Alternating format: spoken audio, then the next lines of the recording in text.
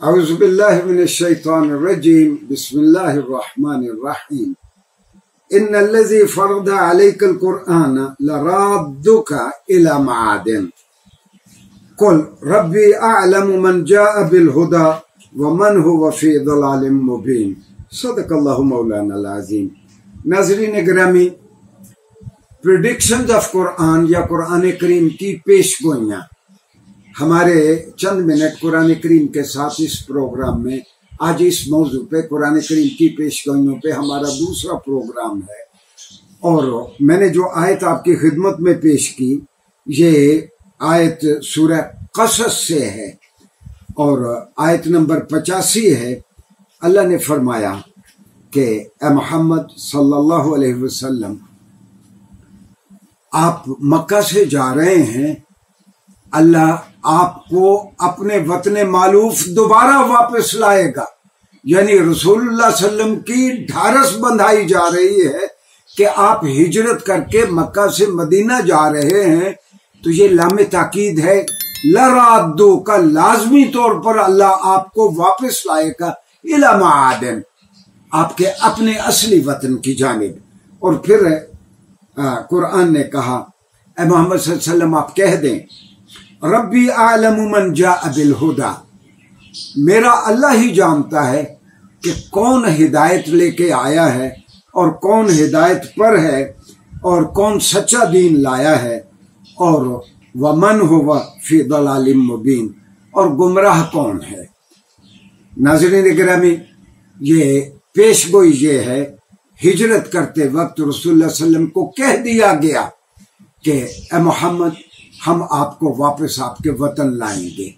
جب یہ پیش گوئی آپ کے لیے کی گئی ناظرین گرامی، اس سے پہلے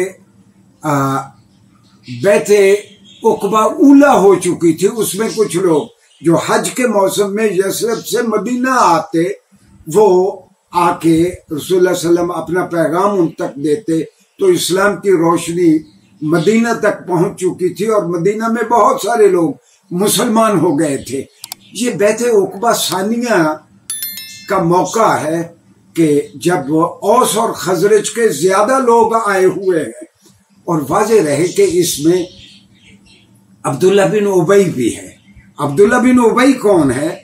کہ جس نے مقامی یثرب کی یعنی مدینہ کا نام آپ صلی اللہ علیہ وسلم کے جانے سے پہلے یثرب تھا، یثرب کی آبادی کے بڑے بڑے قبائل کو اس نے ہموار کر لیا تھا، تیار کر لیا تھا کہ تم مجھے اپنا بادشاہ بنا لو، ہم مدینہ کی الگ ریاست بنا لیتے ہیں.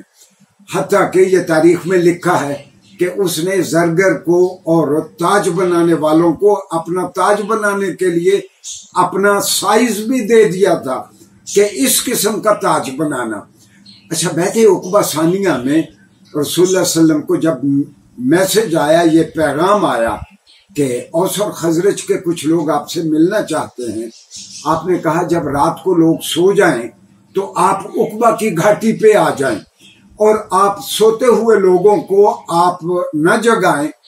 عبداللہ بن ابی جو بادشاہت کا امیدوار تھا وہ بھی سویا رہا، اور اوس اور خزرج کے لوگ رسول اللہ صلی اللہ علیہ وسلم کے پاس آ گئے. رسول اللہ صلی اللہ علیہ وسلم کے پاس آنے والے 75 لوگ تھے، جن میں سے 73 مرد تھے، 2 عورتیں تھیں.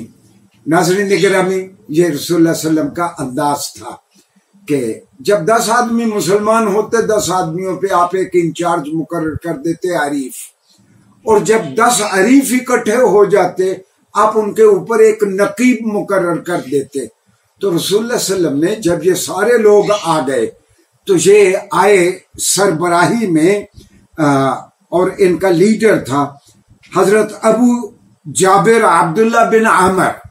ابو جابر عبداللہ بن عامر کے بارے میں ناظرین گرامی میں عرض کر دوں، اگر اس طرح لکھا جائے تو یہ تو عمر ہے، اگر واو کے ساتھ لکھا جائے تو اس کو امر پڑھا جائے گا.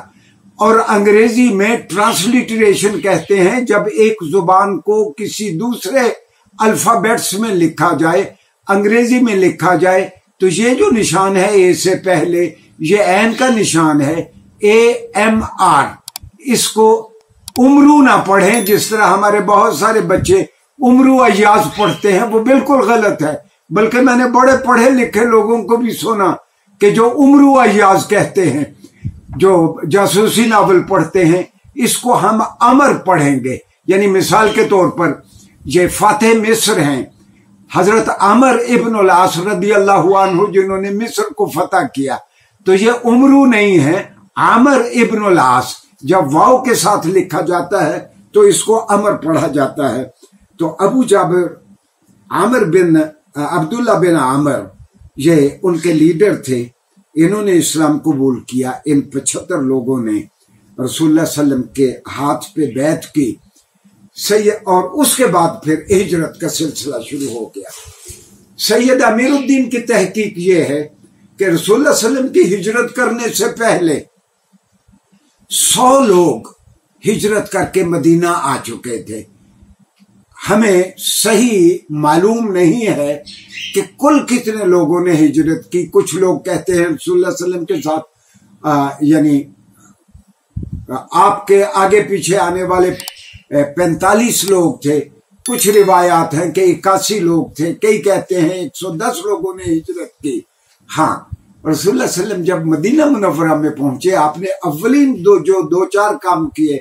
उनमें से एक ये था कि आपने कुछ सहाबा के ज़िम्मे लगाया कि मुझे वो फहरिस्त पेश की जाए कि मदीना मुनव्वरा में मुसलमानों की तादाद कितनी है।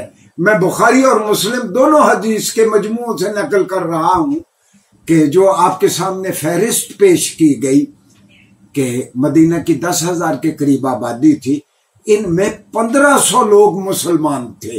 नाजरीन, इससे ये भी वाज़ेह होता है कि हिजरत करने वाले 110 थे, 125 थे, जितने भी थे, रसूलुल्लाह सल्लम ने अपना मरकज इसलिए बदला कि आपको अल्लाह की हुकूमत कायम करने के लिए मदीना मुनव्वरा की जमीन आपको ज्यादा नरम दिखाई दी। आप मदीना में आ गए और जब आप तशरीफ लाए तो 1500 मुसलमान थे।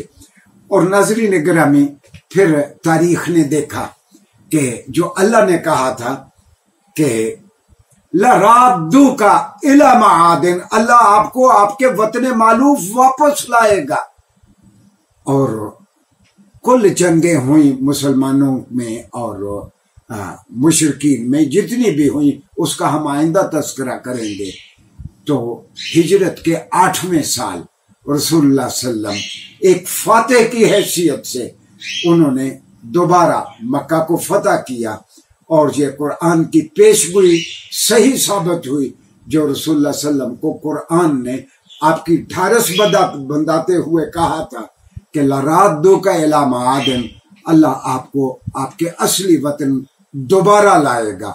और हिजरत के 8 साल बाद आप फिर मक्का में फातेह की हैसियत से दाखिल हुए। शुक्रिया जी।